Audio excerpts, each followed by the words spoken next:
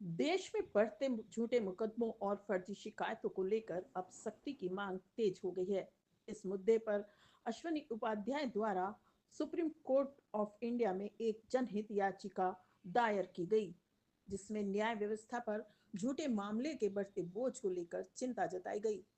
याचिका में दावा किया गया है कि देश में बड़ी संख्या में दर्ज होने वाले मामलों में से लगभग 70 से 75% शिकायतें झूठी या तथ्यों से परे होती हैं। इससे न केवल न्यायिक प्रक्रिया प्रभावित होती है, बल्कि निर्दोष लोगों की भी मानसिक, सामाजिक और आर्थिक रूप से भारी नुकसान उठाना पड़ता है। इस मामले की सुनवाई के दौरान सुप्रीम कोर्ट की बेंच, जिसमें जस्टिस सूर्यकांत शामिल हैं, ने केंद्र सरकार और राज्य सरकारों को नोटिस जारी करते हुए 1 महीने के भीतर जवाब मांगा। फिलहाल इस मामले में अंतिम निर्णय आना अभी बाकी है, लेकिन अदालत ने इसे गंभीर मुद्दा मानते हुए सुनवाई शुरू कर दी।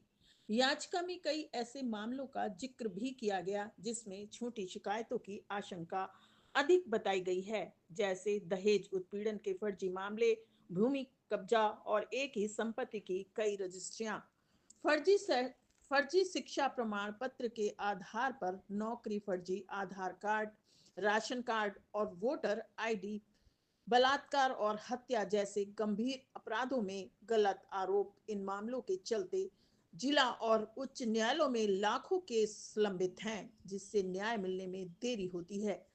तारीख पर तारीख से बढ़ रही परेशानी, देश की न्यायिक प्रणाली पहले से ही लंबित मामलों के बोझ से जूझ रही है। छोटे मामलों के कारण अदालतों में केसों की संख्या बढ़ती जा रही है, जिससे वास्तविक पीड़ितों को समय पर न्याय नहीं मिलता। कई मामलों में लोग वर्षों तक अदालतों के चक्कर लगाने को मजबूर हो जाते हैं। सामाजिक और मानसिक प्रभाव, याचिका में यह भी कहा गया है कि न्याय में देरी और झूठे मामलों के कारण हर साल हजारों लोग मानसिक तनाव का सामना करते हैं। कुछ मामलों में लोग आत्महत्या जैसे कदम उठाने पर भी मजबूर हो जाते हैं, जैसे एक गंभीर सामाजिक चिंता का विषय है। साइबर अपराध भी बना बड़ा खतरा। आज के समय में साइबर ठगी, डिजिटल अरेस्ट और ऑनलाइन फ्रॉड के मामले में भी तेजी से वृद्धि हो रही है।